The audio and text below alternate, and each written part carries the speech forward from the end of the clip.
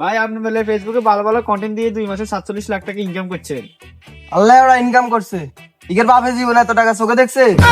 না রে, হইলে হইতে পারে। আচ্ছা ঠিক আছে, তাহলে তুই তোর কন্টেন্ট হুনা। অনুপ্রেরণার আরেক নাম হটস্পট বালের ভাই। যদিও কন্টেন্টের নামে কোনো ভালো নাই, ফেসবুকের ইনকাম তো শেষ।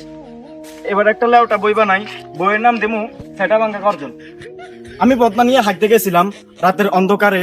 সেটা ভাঙ্গা নামের একটা বই লিখতেছি, বেচমু 1000 টাকা দামে। ভাই কন্টেন্ট কে নইল কন্টেন্ট এর আবার কন্টেন্ট আইলে কইতে এডে বালের কন্টেন্ট। ভাই আর ভিডিও দিও না, আপনি আর একখান প্রমোট ভিডিও বানাই দেন। আয় এই ভিডিওর মধ্যে কোনো কথা কইতাম না, তারপরে এই ভিডিওর মধ্যে 1 বিলিয়ন ভিউজ হইব। যদি এই ভিডিওর মধ্যে 1 বিলিয়ন ভিউজ না হয়, আর 2 মাসের ইনকাম তোরে দিয়ে দিও। ও হলো একটা খানকির ছেলে। আমি এখন ওইখানে যামু, যা 10টা মিনিট সময় দেমু, যে মাইক্রোফোন ক্যামেরা মোবাইল নিয়ে যাইবো। ও হলো একটা খানকির ছেলে, বোকা চোদা। উনি কে? আমি বাবা আয় না, আমার আনা যা দেখা যায় দুনিয়ার কোথাও তা দেখা যায় না। তোরা কেউ আমাকে বিরক্ত করিস না। আমি এই দুনিয়াকে বাঁচানোর জন্য গভীর ধ্যানে বসছি, যেটা আগামী 5 বছরও ভাঙা সম্ভব না। বাবা বাবা আপনারা এমন একটা বুদ্ধি দেন বাবা, আজ না 1 মাসে 40 লাখ টাকা ইনকাম করতে পারি বাবা। কোনো সমস্যা নাই, তুই আমাকে একটা জিনিস এনে দিতে পারবি? বাবা কোনো সমস্যা নাই বাবা, 1 মাসে 40 লাখ টাকা ইনকাম করালে বাবা আর পুরো দুনিয়া আনন্দ দিতে পারবো বাবা, কোনো সমস্যা নাই। থাক, তুই হুড়া দুনিয়া আনন্দ লাগতো না তো, ওবার মধ্যে হুড়ে আসিনি। হ বাবা হুই তো আছে। হুড়েতে ওকে চিংড়ি মাছ ধরবি, চিংড়ি মাছ ধরি হিগের বিচি 2টা লই আইবি। হ্যাঁ বাবা কি কন? তুই 2টা চিংড়ি মাছের বিচি আনতে পারস না, তুই 1 মাসে 40 লাখ টাকা কেমনি ইনকাম করবি? এটা কি জীবনে সম্ভব? সেটা যদি আমি জানতাম 1 মাসে 40 লাখ টাকা কিভাবে ইনকাম করে, তাহলে কি আমি এখানে বসে বসে বন্ডামি করতাম? হালার ফুট এনে ভাবে বন্ডামি আর দামদামি করস। তুই বাবার গায়ে হাত দিছস, তোকে অভিশাপ দিলাম, তুই মরবি খুব শীঘ্রই। হালার ফুট তোর অভিশাপ তো ফুট কিনে দিমু। হালার ঠিক মতো বন্ডামি করতে পারি না। এই খারা হুন, আমি তোর এক লাল্লু বাবার সন্ধান দিব। তোর সাথে 2টা লোক নিবি, একটা কানে একটা বড়া। এদিকে আয়। তোর হাতটা দে তো।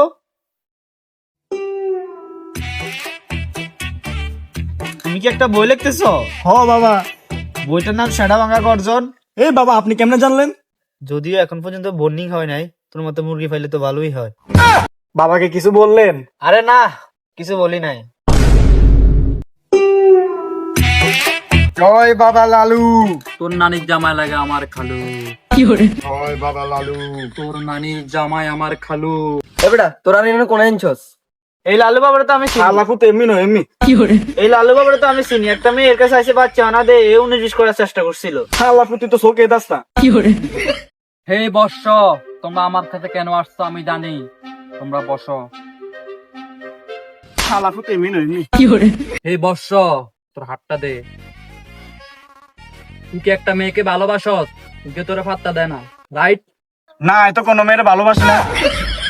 আমার কাছে বুট ধরা গর্জন নামে একটা বই আছে, ওটা তোর সব সমস্যা সমাধান করে দেবে। আচ্ছা বাবা ঠিক আছে, তাহলে আমাকে বইটা দেন। আচ্ছা দিমু, তুই আগে বাবারে খুশি কর। আচ্ছা বাবা এই নেন 50 টাকা, চা পান খায়েন, আমার বইটা দেন। এই বেটা একদম 1000 নিলে তোর উপকার হবে, আমার ব্যবসা হবে।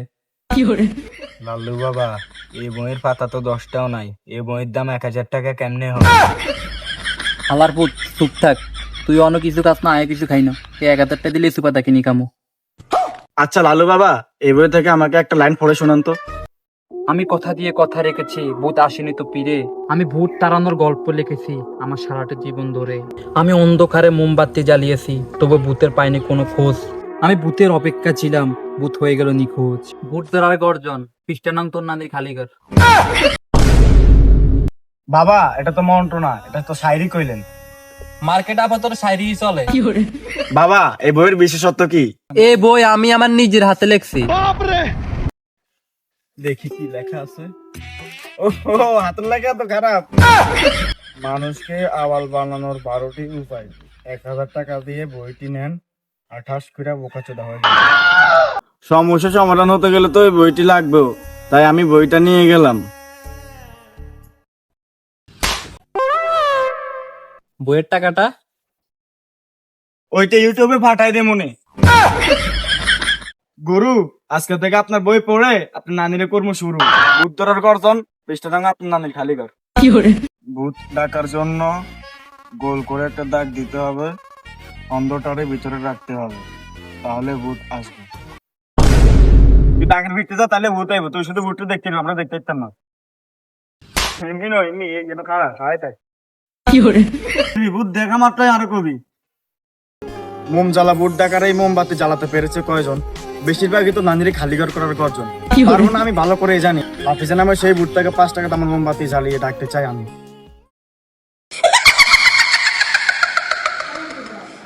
ওই কানা, দেখতে ভূত আইসিনি?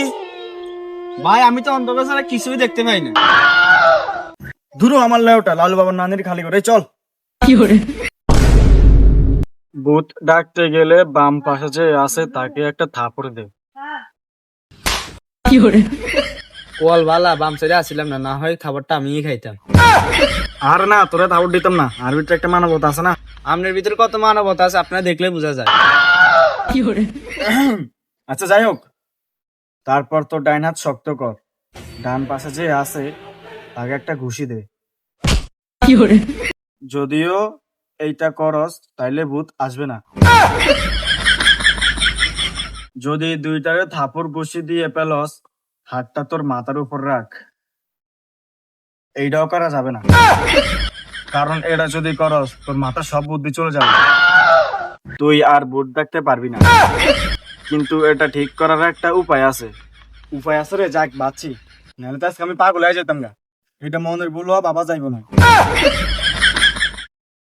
হ্যান্ডার বই, এটা হ্যান্ডার বই। আর নিজের বুদ্ধি দিয়ে আরো ভালো ভূত ডাকতে হয়। ভাই আনার তো কোনো বুদ্ধি নেই। এটার ভিতরে নাই কোনো লেওড়া, আর হালা সব বাবারা বন্ড। থাক মনে হয় দেশে, জামুগা বিদেশে। হ্যালো মইফুল সোহান ভাইয়া, আইতাছি থাইল্যান্ড। ভাব করে একটা 50 বছরের গাবি বানাই দিমু তোকে সবার ভাবি।